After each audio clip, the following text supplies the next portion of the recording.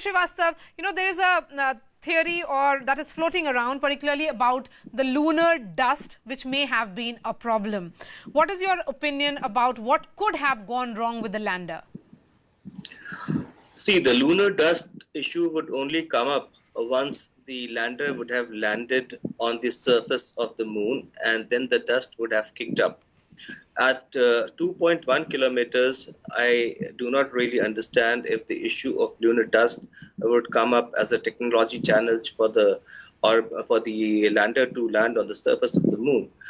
Having said that, we also know that the southern hemisphere and at 70.9 degree latitude where we were trying to land, it is an uncharted territory. It is not unmapped, it is mapped, but it is uncharted territory. It is rocky, it's highlands, and therefore we really do not know what could have possibly gone wrong when the parabolic descent was taking place, and it was taking place at a very high speed, which is about 216 kilometers per hour, about 60 meters per second. It was in the horizontal plane and 48 meters per second in the vertical plane. That's fairly high speed.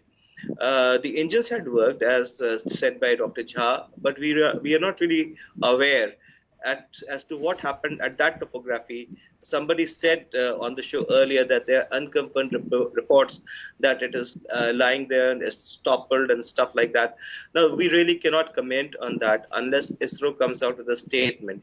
We are aware that the orbiter is orbiting in the polar region from north to south, and the orbiter has a very powerful camera, the best in its class camera of 0.3 meters resolution.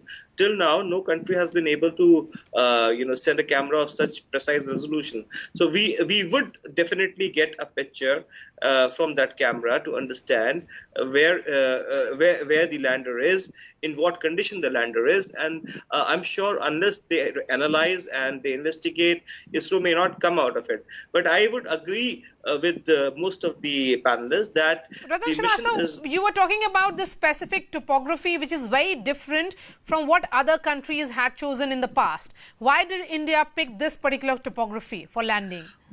So very good question. Now, almost everybody is asking that why we were going to set foot at southern hemisphere, 70.9 degree latitude and about 600 kilometers from the south pole of the moon, where no country has gone before. But we have done this primarily to validate the findings that we have had earlier from the success of Chandrayaan-1, where we had the lunar probe, where we had the probe which confirmed the evidence of ice and water in the dark, shadowy craters of the South Polar region. And ISRO actually really wants to confirm where the quantity of water. Somebody says it's X million liters or whatever it is. So we need to confirm the quantity of water over there. We know the water was there. We also need to understand that this place is the dark side, or the side which receives very less, or shadowy side, as we can say. So this side is completely pristine as far as the seismic activity of the moon is concerned, and it could hold a whole lot of secrets to solve the mystery of the moon and the so-called the universe, the formation of the universe. We've also had asteroids falling over there. There's so much kind of metals and minerals which are over there. We had the famous M-cube probe, which was the NASA probe which went with Chandrayaan-1, and we had to validate the kind of metals and minerals that the M-cube would have, the data that it has given. So therefore, it is extremely important to go on that part of the moon, but it is also an incredibly complex and a hard task due to the thin exhaust sphere, low gravity, coupled with harsh radiation and uncharted territory.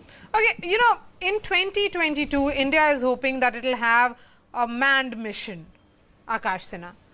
With this kind of